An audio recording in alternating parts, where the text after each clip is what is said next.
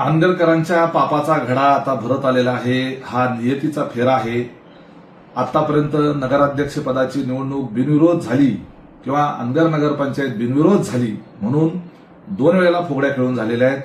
आता तिसऱ्यांदा फुगड्या खेळताना कदाचित वयोमानानं पाय घसरू शकतो। त्यामुळं न झालेल्या लढाईमध्ये मिळालेल्या विजयाचा आनंदोत्सव आणि उन्माद जो आहे जो साजरा केला तो कदाचित नियतीला आवडला नाही। म्हणूनच करता अनगर नगराध्यक्ष पदाच्या निवडणुकीला राज्याच्या निवडणूक आयोगाने स्थगिती दिली।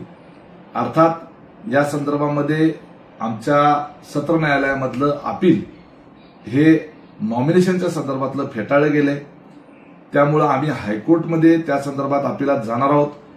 आम्हाला कालपर्यंत त्या निकालाच्या आदेशाची प्रत मिळालेली नव्हती।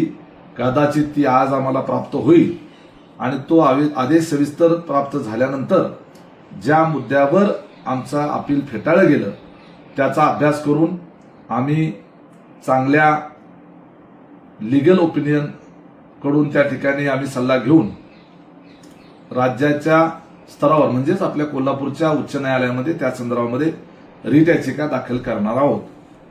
या सगळ्या प्रक्रियेमध्ये माननीय सत्र न्यायालयाने उज्ज्वला थिटे यांचा अर्ज भरला जाऊ नये किंवा अनगरच्या नगरपंचायतीची 70 वर्षाची परंपरा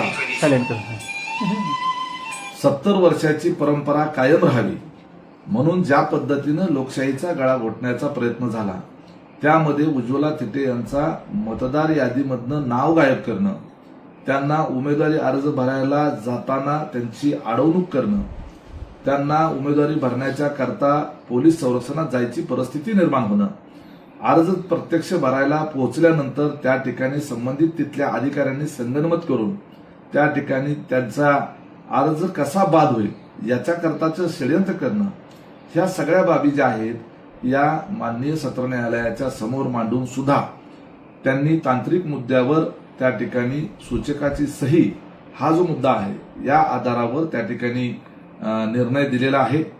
माननीय उच्च न्यायालयामध्ये आम्ही आमची बाजू पुन्हा एकदा सक्षमपणे मांडू।